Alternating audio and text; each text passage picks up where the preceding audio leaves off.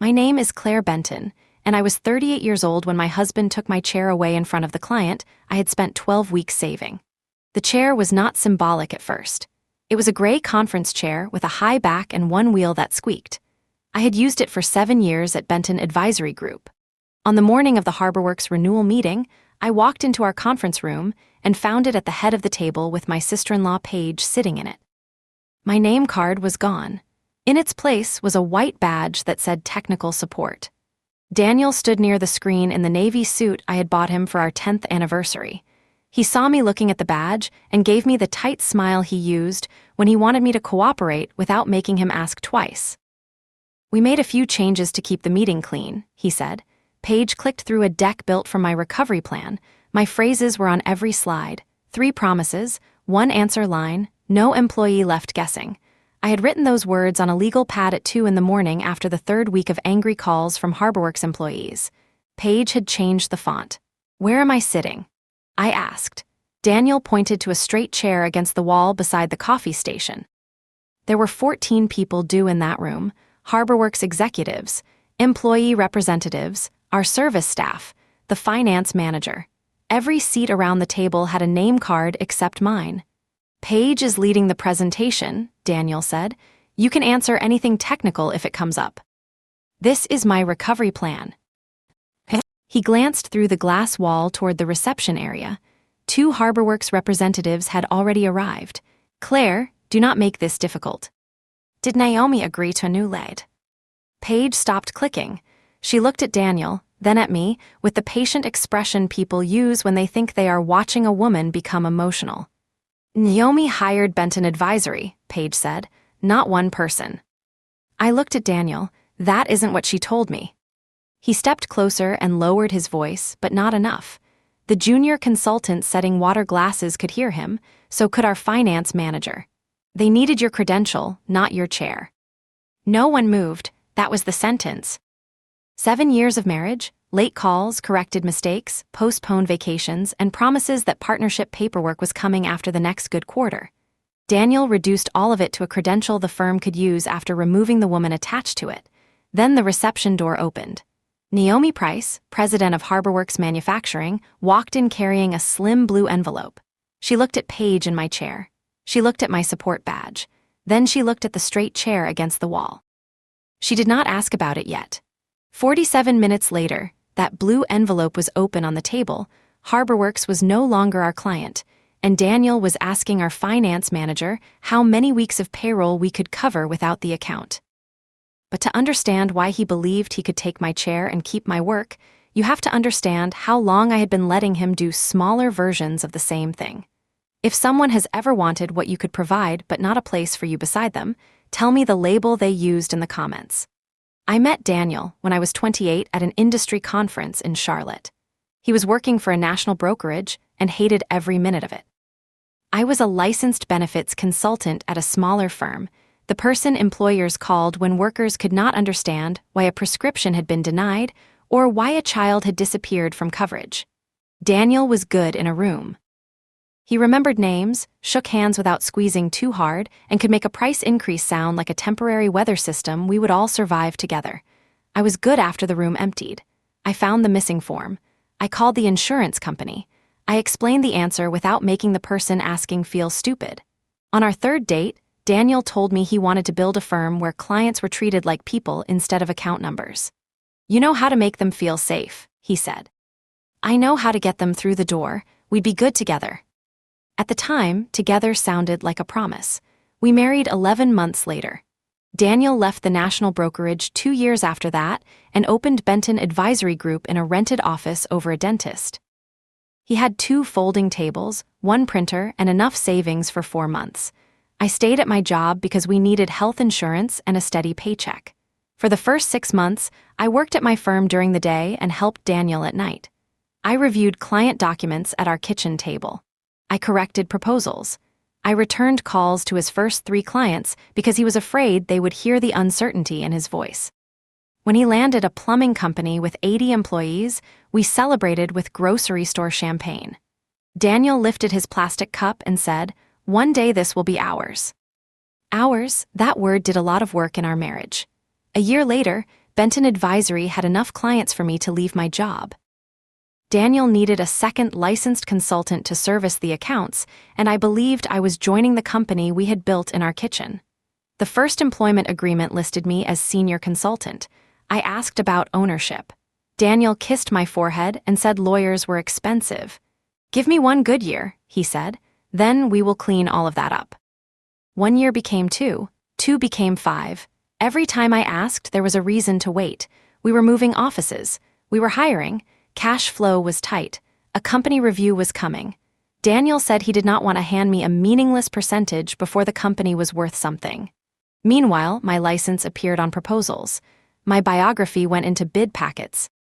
Clients were told Benton Advisory had deep service expertise because I understood insurance systems Daniel had never used. I did not mind being useful. That was the problem. I had always mistaken usefulness for security. Daniel's younger sister, Paige, joined us in our 3rd year. She had worked in event marketing and had been laid off after her company merged. Daniel said she would help with social media for a few months. Paige arrived on a Monday wearing a cream blazer and carrying a notebook with her initials stamped in gold. By Friday, her title was Director of Business Development. I asked Daniel who had approved the title. "It doesn't change anything you do," he said. That answer should have told me everything. Paige was not lazy. I want to be fair about that. She worked hard at the things people could see. She redesigned our website, ordered professional photographs, and replaced the plain blue folders I liked with white presentation boxes that cost $18 each. She also had a habit of treating client service like a story that ended when the meeting did. If an employee asked a question during a presentation, Paige smiled and said, "Claire will take care of you."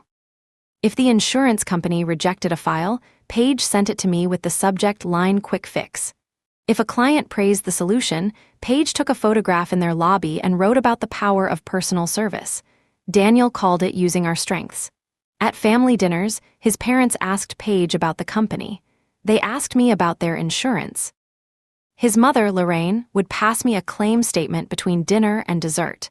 "Can you look at this, honey? Daniel says you're the detail person." Paige would tell a story about landing a new prospect while I read the denial code beside my plate. No one was openly cruel. That made it easier to stay. Daniel thanked me in private.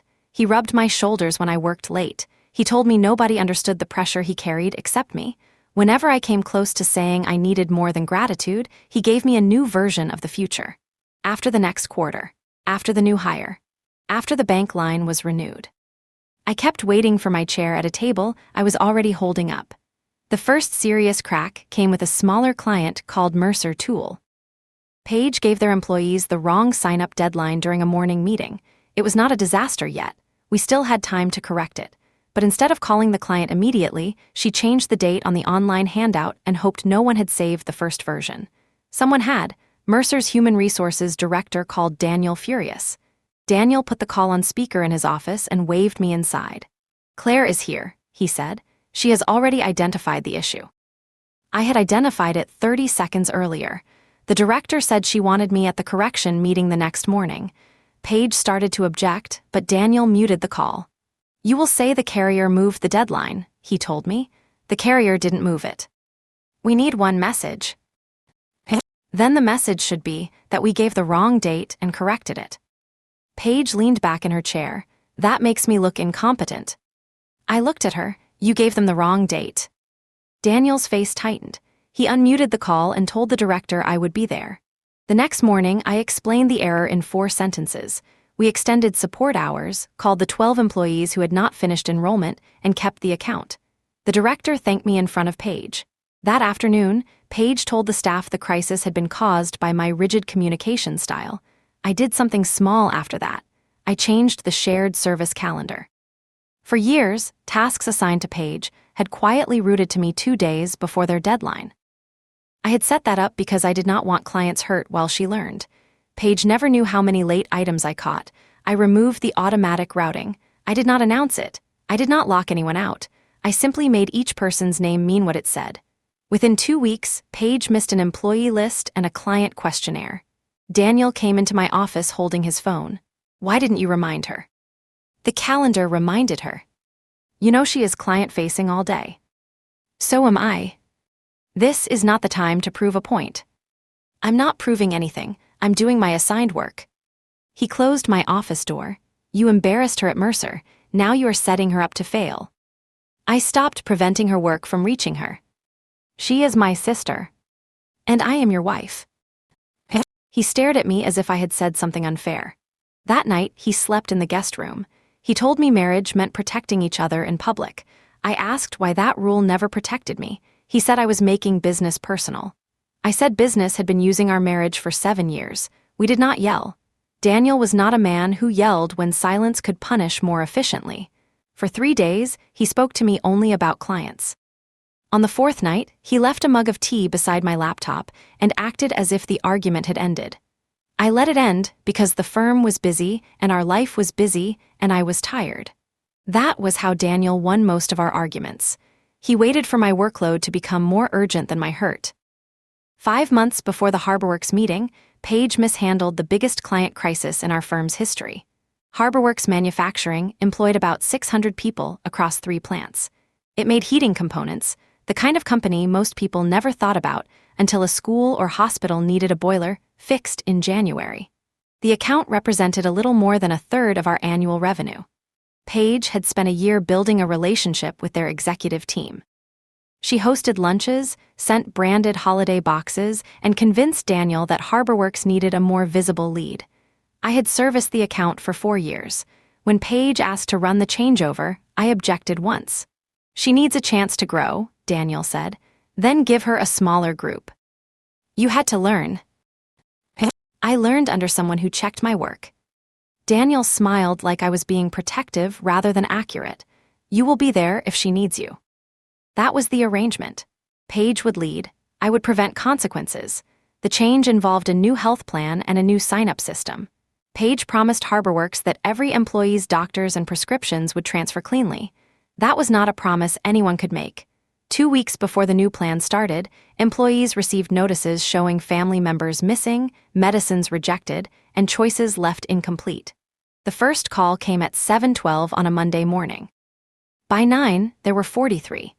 Paige closed her office door because she said the noise was making it hard to prepare for a prospect meeting. Daniel stood in the service area telling everyone to stay calm. I picked up the next call. It was a man named Lewis from the second shift maintenance crew. His wife was 7 months pregnant. The notice showed her as not enrolled. He kept saying, "Tell me she is covered." I could not tell him that yet. I said, "I am going to find the answer, and I will call you before noon even if the answer is that I am still working." Then I did. For 12 weeks, HarborWorks became most of my life. I held meetings at all 3 plants. I stood in break rooms at 6 in the morning and again at 11 at night. I wrote down every unresolved case on index cards because employees trusted a name on paper more than a ticket number on a screen. I reduced the recovery to 3 promises. 1 answer line. No employee left guessing. If we did not know, we said we did not know. If we promised a time, we called by that time. If the insurance company made a mistake, we did not hide behind it. Naomi Price attended the first night shift meeting. She was in her early 50s, with silver beginning at her temples and a habit of listening without looking at her phone. She stood in the back while employees asked angry questions. Paige opened the meeting. She talked for 8 minutes about transitions, partnerships, and our commitment to excellence. Then Lewis asked whether his wife was covered. Paige said, "Claire can speak to individual cases after the presentation." Naomi looked at me. I told Lewis his wife was covered. The file had been corrected that afternoon. I gave him the confirmation number and the name of the person who had verified it. The whole room got quieter, not because I had given a speech, because I had brought an answer. After the meeting, Naomi walked me to my car. "Who is leading this recovery?" she asked. I looked back at the plant doors. Paige was posing for a photograph with Daniel under the HarborWorks sign. "I am handling service," I said. That was not my question. I hesitated. Daniel assigned Paige as account lead. Naomi nodded once. "Who are my people calling?" "Me." "Who is calling them back?" "I am." "Then I know who is leading." 2 days later, Daniel posted Paige's photograph online, with the words "rebuilding trust through visible leadership." I saw it while returning a call from a woman whose son's insulin had been rejected. I took a screenshot, then deleted it. The photograph was not proof of anything I did not already know. What mattered was the work. That was still how I thought then. By the 6th week, the calls slowed down. By the 10th, every family coverage file had been fixed. At the final employee meeting, Louis brought his new daughter in a carrier against his chest. He did not make a scene. He just touched my arm and said, "She came early, the card worked." I went to my car afterward and sat with both hands on the steering wheel. I did not cry, I was too tired. Naomi called me the next morning. "We are willing to renew," she said, "with one condition." What condition? The person doing the recovery remains accountable through renewal. I can tell Daniel. I am not asking you to translate for Daniel.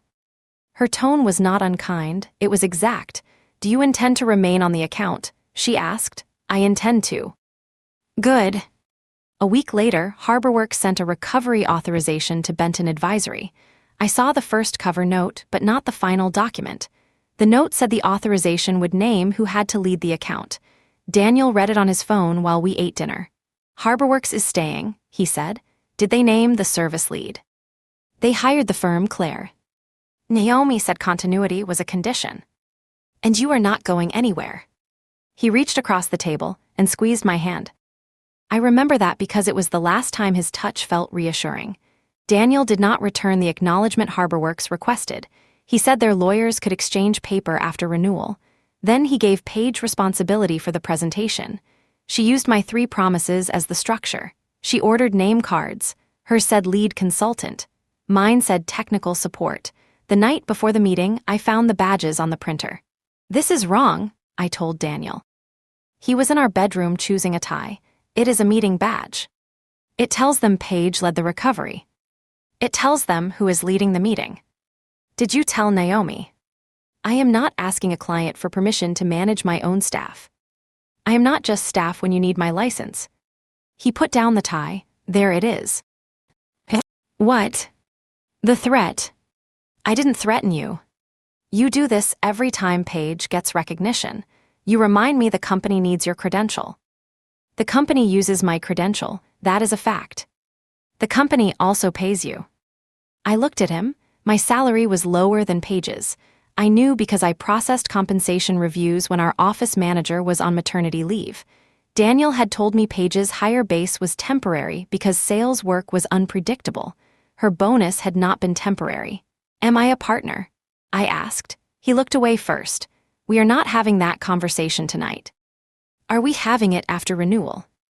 Why can you never let one good thing happen without attaching a grievance to it? That sentence stayed with me longer than the badge. One good thing. The account I had repaired was a good thing happening to him. At 7 the next morning, I arrived before everyone else. I reviewed the open cases. There were 4, all waiting on insurance company answers. I left notes for the service team.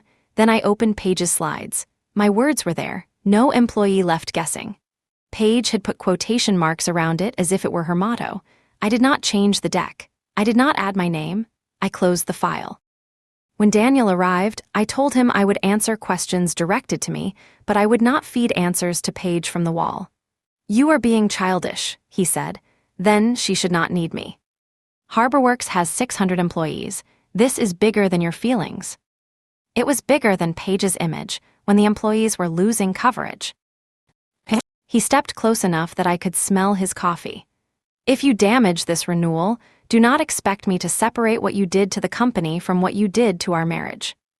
There it was, the private cost placed beside the public choice. For years, that would have worked. That morning, I heard it differently. He was not asking his wife to protect a shared life. He was telling an employee that her marriage depended on making his decision work. I put on the support badge, not because I accepted it, because I wanted the room to see it. Stay with me, because Daniel thought HarborWorks had signed for our firm. He had never asked what exactly they had signed for. At 9, HarborWorks began arriving. Naomi came last. She carried the blue envelope under one arm and greeted every person by name. When she reached me, she read my badge. "Technical support." She asked, "That is my assigned role today." Daniel appeared beside us. Claire's license remains attached while Paige walks everyone through the recovery plan. Naomi looked at him. The recovery strategy Claire ran. "The Benton strategy," he said. Naomi did not argue in the reception area.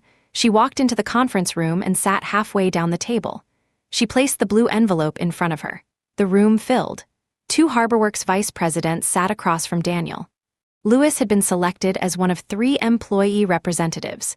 He smiled when he saw me, then looked at the chair against the wall. Our junior consultant sat along the glass side. Malik, who had worked with me for 2 years, held a notepad on his knee. Paige stood by the screen. Daniel opened the meeting by thanking HarborWorks for its trust. "This recovery showed what Benton Advisory does best," he said. "We bring together strategy, communication, and service under one accountable team." He gestured to Paige. Paige led that team with the kind of visible leadership a difficult transition requires. Paige began her slides. She described the first weeks as a communication challenge. She said she recognized that employees needed simpler language, so she created 3 promises. 1 answer line, no employee left guessing. Louis looked at me. Paige kept going. She used a story about the night shift meeting. She did not use Louis's name, but she described his wife's pregnancy and said her presence at the plant helped restore trust. Paige had left before that meeting ended. I had called Louis at 11:43 that night with the final confirmation. I sat against the wall and listened to her tell the polished version. Daniel watched the HarborWorks executives for signs of approval.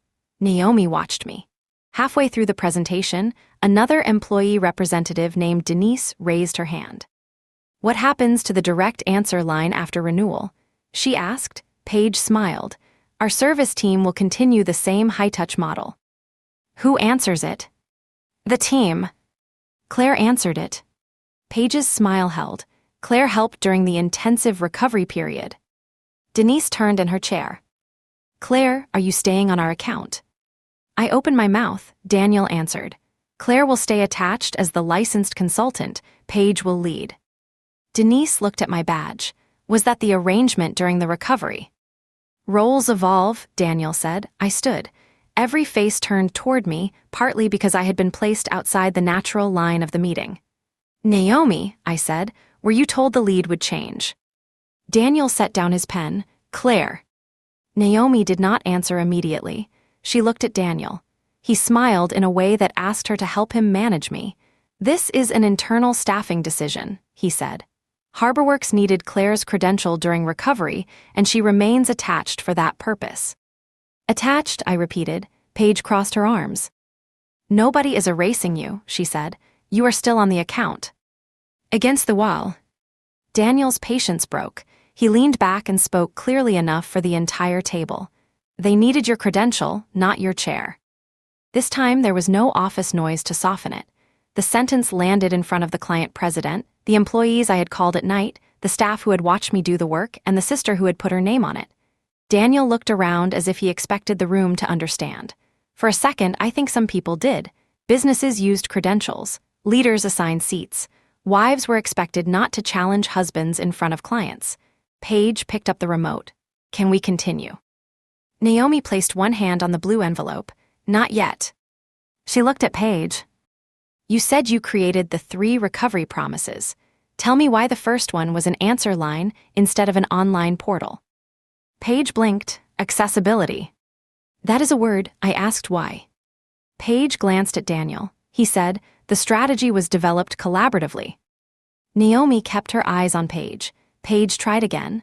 "Our workforce research showed employees preferred direct contact." Louis shook his head. Naomi asked, "What did the second shift employees say when we offered a portal?" Paige did not know. I knew. They said they had already been sent through 3 portals and everyone had given them a new ticket number. Naomi turned to me. "Claire." They said they did not need another place to leave a message. They needed one number where the person answering knew the last promise. Denise nodded. Naomi asked Paige, "What was the second promise?" Paige looked at the slide behind her. The promise was printed there, but Naomi had not asked for the words. "Call at the promised time," Paige said. "Why?" Paige's face changed. She knew she was being tested now. "Because reliability builds trust." Louis spoke from the other side of the table. "Because Claire told us she would call even if she did not have the answer yet." Naomi opened the envelope. The paper inside was only 3 pages. She removed the first 2 and set the signature page beneath them. I recognized the HarborWorks logo and Daniel's name in the delivery block. I had never seen the final document. Naomi slid it across the table. "This is the recovery authorization HarborWorks signed after week 6, she said. "It is the condition under which we agreed to keep the account here." Daniel did not touch it. "Our counsel has that," he said. "Your counsel was sent a copy. You were asked to acknowledge it twice." "We agreed to continuity." "Read the named lead." Daniel looked at the page. Page moved closer. Naomi read it herself. "Benton Advisory Group will retain Claire Benton as required lead consultant for the HarborWorks recovery, employee communication process, and renewal decision." No one spoke. The words were not complicated. The authorization named me. That was all the listener needed to understand. HarborWorks had not signed for a logo, a family name, or a credential floating by itself. They had signed for me. Naomi looked at Daniel. "You said HarborWorks needed her credential, not her chair. Our authorization says we required Claire Benton to lead." She pulled the gray conference chair slightly away from Paige with one hand. The signed client condition required Claire in the chair. Paige stood up so quickly the chair rolled back and struck the wall. No one laughed. Naomi looked at me. "Did you agree to Paige acting as lead under your credential?" "No." "Were you told HarborWorks had named you in this authorization?" "I knew continuity was a condition. I had not seen the signed document." Daniel found his voice. "Naomi, this is being read too literally. The purpose of that clause was to make sure Claire remained available. She is available. She is right here." Naomi looked at the straight chair against the wall. "Available is not the word we signed. Paige is an internal lead. Claire remains responsible for technical oversight." "Responsible without authority." "That is not what I said." "It is what you arranged." Daniel picked up the authorization. He scanned the first page and then the second as if a different paragraph might rescue him. "This document does not prevent delegation." Naomi tapped the sentence with one finger. "Required lead consultant." "A lead can delegate presentation duties." "Did Claire delegate them?" He looked at me. It was the same look he had used for years when a client asked a question that could hurt us. The look meant we would discuss our disagreement at home. The look meant give him the answer now. "Claire," he said, softer, "you were part of planning this meeting." "I was given a support badge last night." "That is not an answer." "No, I did not delegate my role to Paige." Paige put the remote on the table. "This is ridiculous. The recovery process belongs to Benton Advisory. Claire was paid for her work." Denise turned toward her. "Were you at the night shift meetings?" "I attended HarborWorks meetings." "Were you at ours?" Paige hesitated. Lewis said Claire was. Another employee representative said, "Claire called my house at 8:30 when my son's therapy was denied." The HarborWorks benefits director opened the notebook in front of her. Every weekly recovery summary identifies Claire as the service owner. That was not a second proof. It was the room remembering what it had seen. The authorization remained in the center of the table. Daniel raised both hands. "We are allowing a family disagreement to distort a successful business relationship." There was his first countermove. Turn the public substitution into a private marital problem. Naomi's expression hardened. "I did not seat your wife against the wall." "You do not understand the internal history." "I understand the authorization my company signed." "Then give us 10 minutes. Claire and I can speak privately and resolve this." "No." Daniel stared at her. Naomi said, "You made the staffing change in front of this group." Claire answered in front of this group, "I will not help you move the truth into a hallway." Malik lowered his pen. Our finance manager stopped typing. Through the glass wall, 2 service employees had paused near the copier. They could not hear every word, but they could see Paige standing, me by the wall, and Daniel holding a document he had not known mattered. Daniel turned to me. "We can fix the title right now." There was his second countermove. "Bargaining. Paige can finish the presentation. You can lead questions and sign the renewal. We will update the org chart this afternoon." 7 years of promises had trained me to hear the missing words. For now, after the meeting, when it is convenient. "No," I said, his mouth tightened. "No to what?" "No to signing a temporary version of respect, so you can keep the account." Paige laughed once, but there was no humor in it. So this is revenge. No, this is me not consenting. Daniel lowered his voice. 600 employees depend on this transition. That line was meant for my oldest weakness. Give me a person who might be hurt, and I would carry anything. Naomi answered before I did. HarborWorks employees will not lose service. She closed the authorization and placed it back on the table. We prepared a transition option when Benton Advisory failed to acknowledge the named lead condition.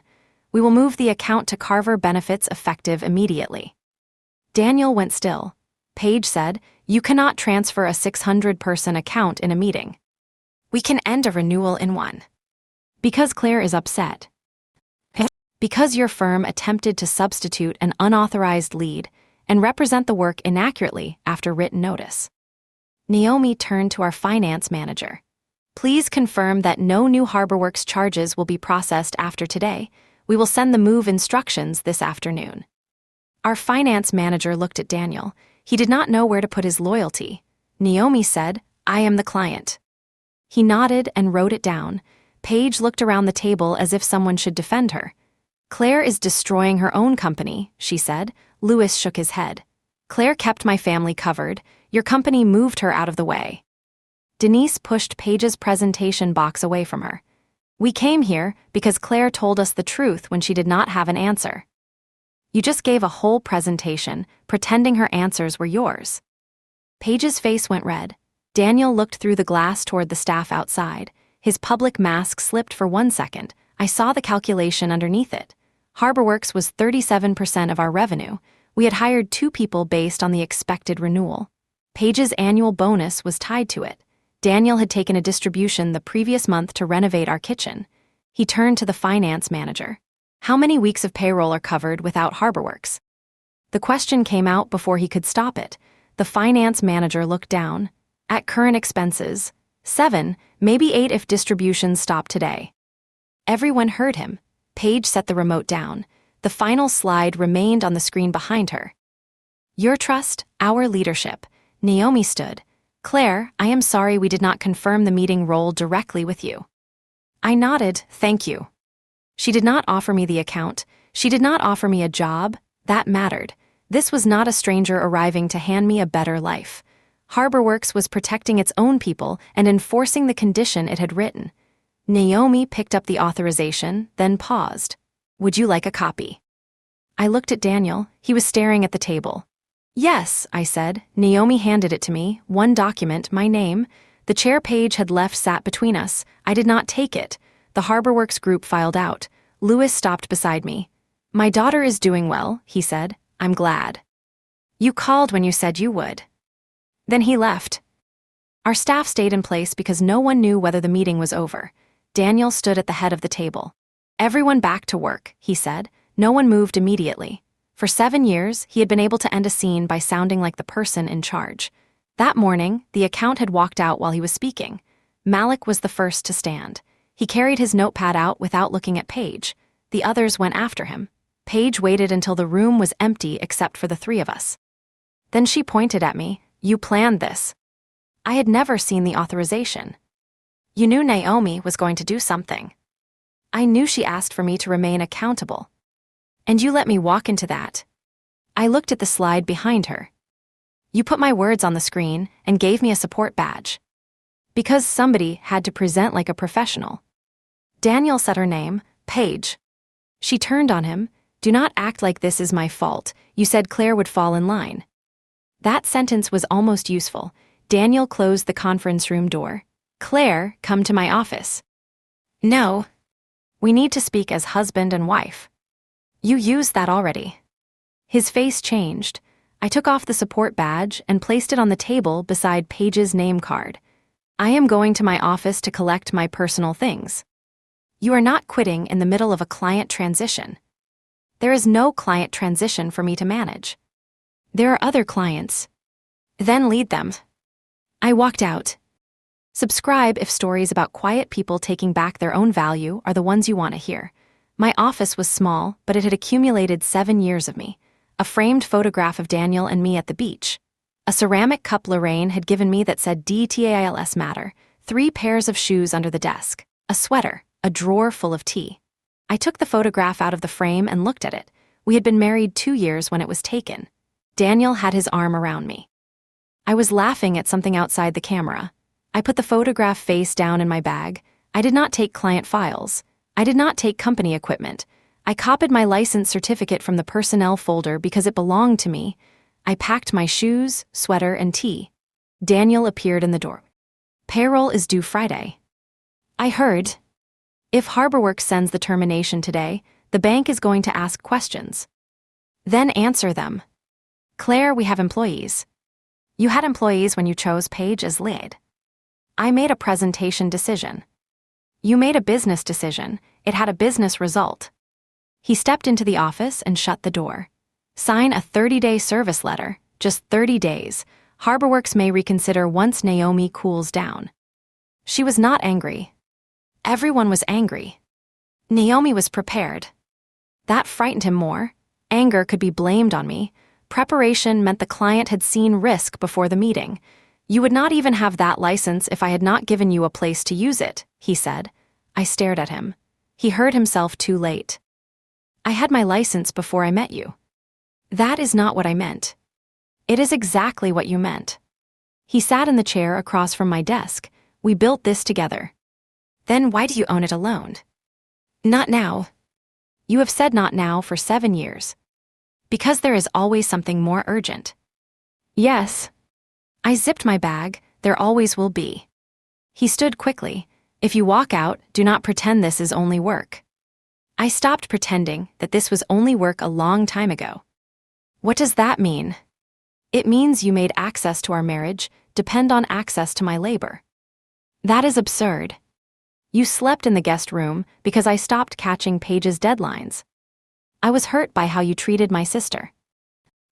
You threatened our marriage this morning if I damaged the renewal. I was under pressure. So was I. He reached for my bag, not violently, more like he thought holding the strap could keep the conversation from ending. I moved it away. Do not. He dropped his hand. For a second, he looked less like the owner of a firm and more like my husband. Tired, scared, 10 years older than he had looked that morning. That was the hardest second. I still loved him. Love did not disappear because a document told the truth. But for the first time, I understood that loving him was not the same as being required to save him. Where will you go? He asked. A hotel tonight. And after that, I will decide. Claire, please. I waited. He did not say he was sorry. He said, think about the staff. I picked up my bag and left. Paige was in the service area telling 2 employees that HarborWorks had overreacted to a family dispute. When she saw me, she raised her voice. I hope everyone understands what happens when one person decides her feelings matter more than their jobs. Malik looked at her. Claire worked the HarborWorks calls until midnight, he said. Paige turned toward him.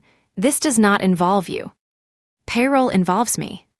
The finance manager came out of Daniel's office holding a printed cash report. Paige stopped speaking. I did not defend myself. I walked through reception, took the stairs, and stood in the parking lot with my box. It was a clear Tuesday morning. People were going into the dentist downstairs. A delivery driver was unloading paper. Nothing outside our office knew my marriage had split open beside a conference table. I put the box in my car. Then I sat behind the wheel and made one practical call. My friend Tessa managed a furnished apartment building near downtown. I asked whether she had a month-to-month unit. She had one available Friday. I booked a hotel for 3 nights. That was my low point. Not tears in the parking lot. Not a dramatic speech. A reservation number on the back of a benefits brochure because my husband had used our home as part of the price of disagreeing with him. Daniel called 7 times that afternoon. The first message was angry. You cannot abandon the company in the middle of this. The second was practical. I need the password for the client calendar. I sent the company administrator instructions for resetting it. I did not send Daniel a private answer. The third message was soft. Come home, we do not have to talk tonight. That had been our pattern. Return first. Let the urgent thing erase the actual thing. I did not return. By Thursday, HarborWorks had announced its transition to Carver benefits. Naomi's statement was short. It said HarborWorks required clear accountability and had chosen a firm that could provide it. Paige posted a long response on her professional page. She wrote that an internal family conflict had been exploited by a competitor and that Benton Advisory remained committed to the employees it served. She did not use my name. HarborWorks employees did. Lewis wrote that Claire Benton had answered when his family needed help and had not abandoned anyone. Denise wrote that the client had watched Claire be removed from her own recovery work. Paige deleted the post by lunch. At the office, the cost became visible fast. Daniel and Paige canceled their quarterly distributions. The planned kitchen renovation stopped after the cabinets had already been delivered. Daniel used personal savings to cover payroll. Paige took over evening service calls and learned that visible leadership sounded different at 9:30 when an employee's medication was waiting. 2 smaller clients asked whether their promised lead could also be changed without notice. 1 left. I did not celebrate any of it. Malik and the other employees had not made Daniel's decision. I knew what it felt like to be attached to consequences created above you, but I did not go back to absorb them. Daniel sent me a proposed temporary agreement. It offered me a title Chief Service Officer for 90 days, no ownership, no authority over Paige, a bonus payable if HarborWorks returned. I read it once. Then I sent 1 sentence through the mediator I had hired for our separation. I will not put my license behind work I do not control. Daniel called from a new number after I stopped answering his. You got a mediator before talking to me. We have talked for 7 years. About separation. About the part that caused it. You are ending a marriage over a chair. No, you explained the marriage with the chair. He went quiet.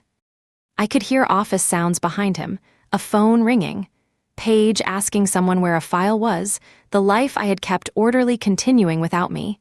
I can fix the ownership, he said. Would you have fixed it if HarborWorks renewed? He did not answer. That is why I cannot say yes now. So I am not allowed to change. You are allowed to change.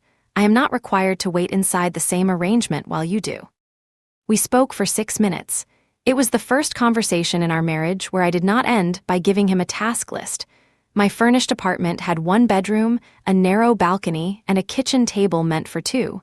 The first night, I ate noodles from the pot because I had not bought plates. The silence felt terrible. Then it felt clean. I woke at 5 the next morning because my body expected a crisis. There was no client file beside the bed. No message from Paige marked urgent. No husband asking whether I could review one thing before breakfast. I made coffee and sat at the little table. For the first week, I kept reaching for work that was not mine. I wondered whether Paige had sent the employee file. I wondered whether Daniel remembered a client's open case. I wondered whether payroll cleared. Each time, I wrote the question in a notebook and did nothing. This is not mine to fix. That sentence looked cold on paper. It felt like oxygen. I began applying for jobs after 2 weeks. I did not call Naomi. I did not ask HarborWorks for the account. The authorization had proved what happened in that room. It did not owe me a career. I applied through ordinary job sites. I updated my resume. I sat through interviews where strangers asked why I had left a company with my last name on the door. I told the truth without giving them my marriage. My responsibility and authority no longer matched, I said. Some interviewers understood. Some did not. 3 months later, a regional brokerage offered me a salaried senior consultant position. The pay was slightly less than what Daniel had paid me after bonuses. The hours were clearer. The ownership was not mine, and no one pretended it was. On my first day, my manager showed me an office with my name on the wall. You will lead 3 accounts, she said. If that changes, the clients hear it from both of us. It was not a grand reward. It was a normal professional sentence. I almost cried over it. Malik contacted me a month after I left Benton Advisory. He asked to meet for coffee. I nearly said no. Then I remembered how he had spoken when Paige blamed me for payroll. We met at a place halfway between my apartment and the old office. He looked nervous. I owe you an apology, he said. For what? I knew Paige used your work. Everybody knew. We joked that if a file was impossible, it would end up on Claire's desk and come back fixed. I waited. We treated that like a compliment, he said. It was permission. That was the most accurate apology anyone from the firm had given me. Why didn't you say anything? Because Daniel owned the company. Paige was his sister. You were his wife. I figured you had agreed to it. I told myself that too. Malik stayed at Benton Advisory because he needed the job. I did not ask him to leave. We met for coffee every few months. He stopped sending me work questions. That boundary was part of the friendship. Paige never apologized. She told Lorraine that I had humiliated the family over a title. Lorraine called me and said marriage required grace. I asked whether grace required Daniel to tell the truth. She said, "You know men panic when business is threatened." Business was threatened because of what he did. But you could have saved it. That was the family belief in one sentence. If I could save something, then failing to save it was considered the greater wrong. I ended the call politely and stopped discussing the separation with her. Daniel's first real apology came 5 months after the meeting. We were in a mediator's office dividing furniture and accounts. The kitchen cabinets had been returned with a restocking fee. The firm was still open, smaller now, and Paige had taken a pay cut. Daniel looked tired. He had lost weight. For the first hour, he spoke only through the mediator. Then we reached the question of my unpaid ownership claim. I was not claiming the firm itself. My attorney had asked for compensation tied to documented marital contributions. Daniel said, "She always knew the shares were mine." I looked at him. "I knew the paperwork was yours. You told me the future was ours." The mediator asked whether we needed a break. Daniel rubbed both hands over his face. I thought because we were married, I would always have time to make it right. It was not enough, but it was honest. He continued, "And I thought you would always help, even if you were angry, even if I was wrong." "Why?" He looked at the table. "Because you always did." That was his apology, not the word sorry at first, the admission of what he had believed he owned. He said sorry afterward. I accepted that he meant it. I did not move home. Honesty was a beginning, it was not a reset. We separated legally. Months later, we were still deciding whether the final paper would be a divorce agreement. We spoke once every 2 weeks about practical things. Sometimes Daniel asked about my work. Sometimes I answered. He stopped asking me to help Benton Advisory. Paige remained part of his life and outside mine. That did not make the ending neat. I still missed the man Daniel had been when our company was 2 folding tables and a grocery store bottle of champagne. Maybe that man had been real. Maybe he had simply never been tested by having to choose between sharing power and keeping it. Harborwork stayed with Carver Benefits. Naomi sent me one note 6 months after the transition. It said employee complaints were down and Lewis's daughter was healthy. At the bottom she wrote, "For what it is worth, the authorization said what we meant." I saved the note. I did not frame the authorization. I kept my copy in a plain file at home with my license papers. The important part was not that a client had put my name on 3 pages. The important part was what I had done when the name was read aloud. I had not rushed to make Daniel comfortable. I had not signed a temporary consent. I had not accepted a new title offered only after the account was leaving. I had let the consequence belong to the people who made the choice. At my new office, conference rooms were booked through a simple calendar. Before my first major client meeting, I arrived early out of habit. There were 8 chairs around the table. My manager came in carrying coffee and asked whether I wanted the head chair. "Wherever I can see everyone," I said. I pulled a chair into place. No one had to offer it as a favor. No one needed my license while asking me to sit against the wall. It was simply the seat attached to the work I had been asked to lead. For most of my life with Daniel, I believed being indispensable would eventually make me equal. I thought if I solved enough problems, protected enough people, and stayed calm through enough disrespect, someone would finally notice that I belonged. The Harborworks authorization did not make me belong. It showed me that the people using my work had always known its value. They just expected me to accept less than that value because I loved them. I still believed in being useful. I liked solving hard problems. I liked being the person who called when she said she would. What I stopped believing was that usefulness could substitute for love, authority, or a place at the table. Now, when I take a chair, I do not wait for anyone to explain why I deserve it.